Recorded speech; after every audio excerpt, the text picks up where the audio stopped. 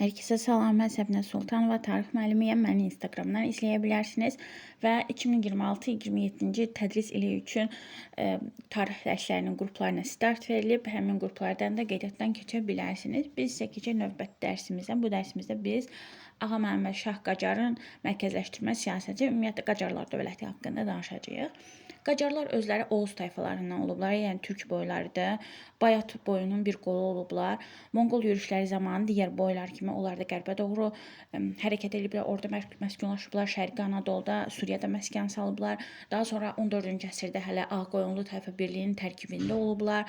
Daha sonraki dövrdə də Səfəvi müridlərinin təbliğatı ilə Şiə məzhəbini qəbul ediblər və hətta Səfəvilərin hakimiyyətə gəlməsində mühüm rol oynayan 7 Qızılbaş tayfasından biri də Qacarlar olmuşdu.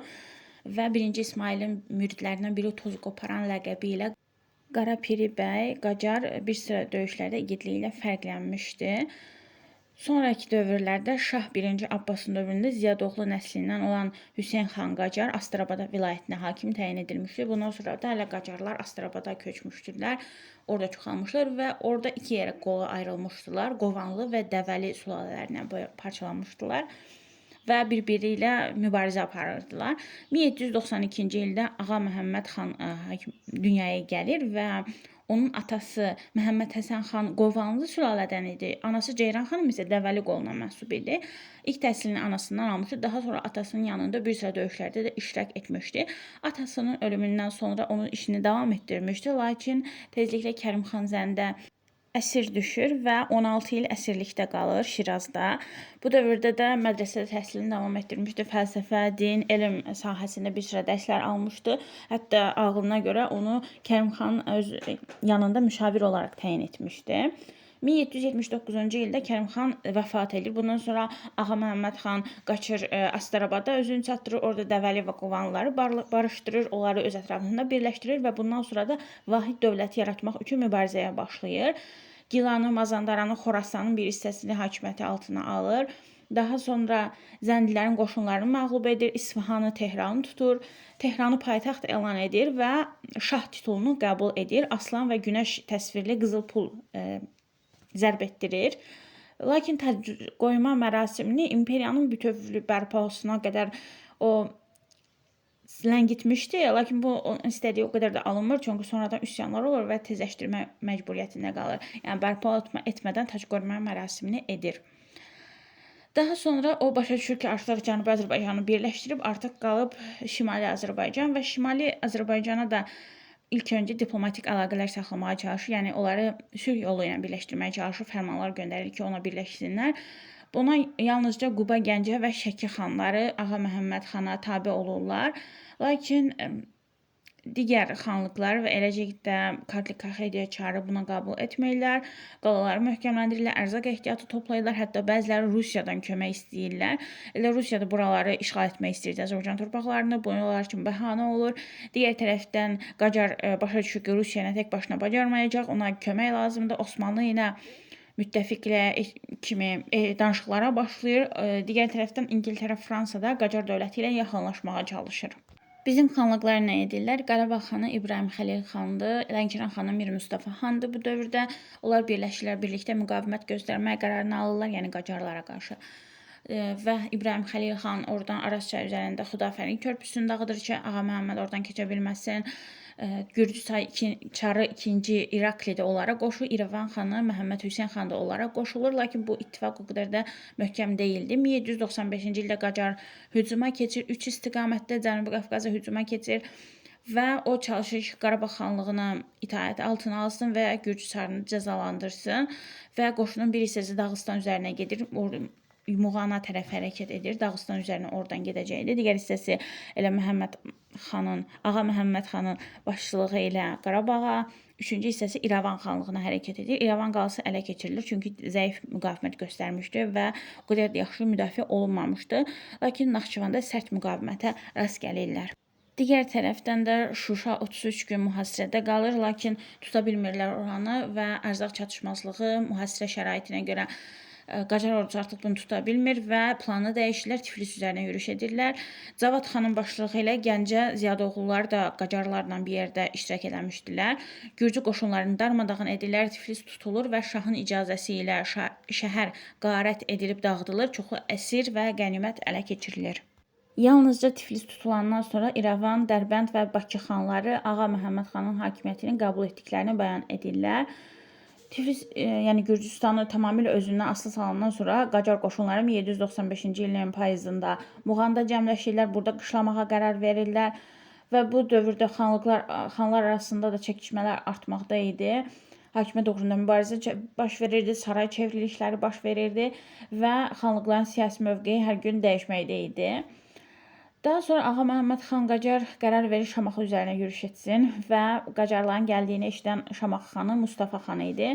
Əhaliyə şəhəri tərk etməyə əmr edir və özü Qacarlar boş qalmış şəhərə daxil olurlar. Daha sonra Qacar hökmdarı Dağıstan hakimlərinə fərman göndərir ki, onlar tabe olsunlar. Şamaxı şəhərini tutur, amma Şamaxılılar Qacarın təyin etdiyi hakimə itaət etmirlər, mübarizəyə qalxırlar və onu öldürürlər. Mustafa xan özü də Fit dağına qalxmışdı və orada Qacar ordu hissələrinin Dərbənd istiqamətində hərəkətinə mane olurdu. Eyni zamanda şaha hələ də Şəki, Şamaxı, Qarabağ xanlıqları da tabe olmamışdılar. Belə bir şəraitdə Nadir xanın nəvəsi Xorasanda qiyam qaldırmışdı və Qacar hökmdarı geri qayıtmalı məcbur olur. 1796-cı il 21 martda Novruz bayramı günündə tac qoyma mərasimini keçirdir. Ərdəbilə gəlir, Şah İsmailin qılıncını qəbul edir və özünü Səfəvi dövlətinin varisi elan edir. Bundan sonra da böyük qoşunlu Xorasan üzərinə gedir və Qacarlar dövlətinə Xorasanı birləşdirir.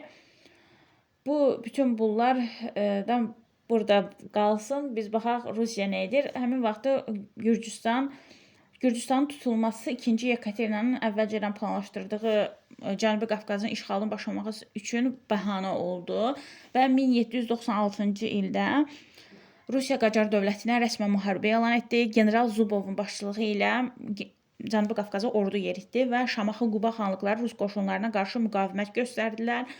Rus ordusu Dərbəndi, Qubanı, Bakını tutdu. Oktyabrda da Gəncə xanlığını tabe etdi və Qacar dövlətinə qarşı mübarizəyə hazırlaşmağa başladı.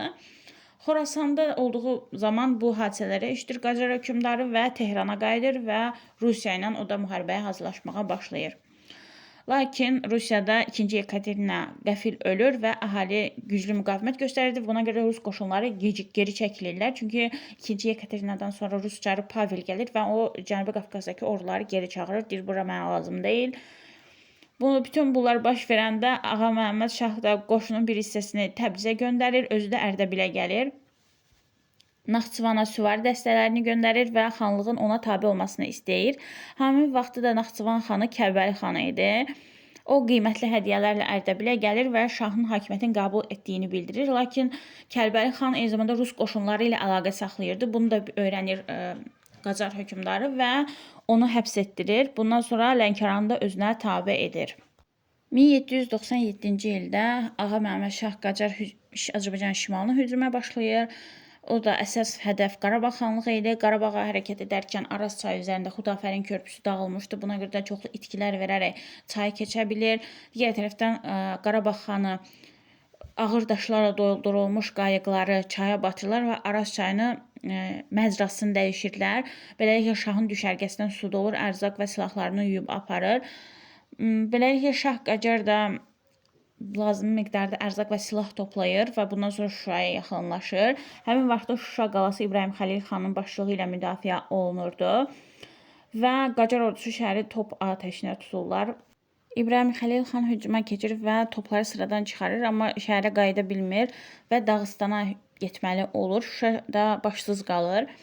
Belə olduğu zaman Şuşa ağsaqqalları gedirlər Qacarın yanına, bildirirlər ki, biz səni şəhərə buraxarıq, amma ehtiyat edirik ki, sən hücum edərsən, əhalini öldürərsən. O da Quran üzərinə öz mühürünü basır və bilir ki, Şuşada heç kimə toxunulmayacaq. Bundan sonra Şuşa əhalisi də Qacara təsminat verirlər. İstənilən məbləğ 2 günə yığılır, bundan sonra qalanın qapıları açılır. Şah şəhərə daxil olur, lakin şəhərin qarət olunmasına, əhalinin incidilməsinə yol verməmək üçün də qoşunu kənarda dayandırmaq əmri verir. Bundan sonra Şuşa alınandan sonra Şamaxıya hücum edir və burada da şəhər əhalisinin qarət olunmasına imkan vermir.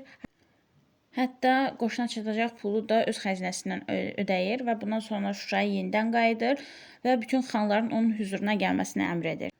Bütün bunlardan sonra Şuşaya Bakılı Hüseynqulu xan və Gəncəli Cavad xan gəlir. Onlar Rus ordusuna müqavimət göstərmədikləri üçün həbs olunurlar. İbrahim Xəlil xanın baş vəziri Molla Pənah Vaqif və xanın qardaşı oğlu Məhəmməd bəy Cavanşir də həbs olunur. Bundan sonra Qacar hökmdarı Gürcüstana hücum edir. 1797-ci ilin 17 iyununda saray xadimlərinin sui-qəsdi nəticəsində Qacar hökmdarı öldürülür və onun planları yarımçıq qalır. Səfəvi dövlətinin sərhədlərinin bərpası mümkün olmur və Qacar ordusu Azərbaycanın şimal torpaqlarını tərk edirlər. Ağa Məhəmməd Şah Qacar mərkəzləşmiş dövlət yarada bilmişdi. Ondan sonra vəliəhdi qardaşı oğlu Baba xan gəlir, özünü Fətəli Şah olaraq elan edir, hökmdarlığa başlayır. Ümumiyyətlə Qacarlar dövləti Cənubi Azərbaycan və İranda 1925-ci ilə qədər mövcud olmuşdu. Lakin heç biri Ağa Məhəmməd Şahın səviyyəsinə qalxa bilməmişdi və bütün bu hadisələrdən sonra Rusiyanın Azərbaycanın xanlıqlarını və sultanlıqlarını parçalanmış şəkildə olan Azərbaycan torpaqlarını işğalı üçün zəmin yarandı.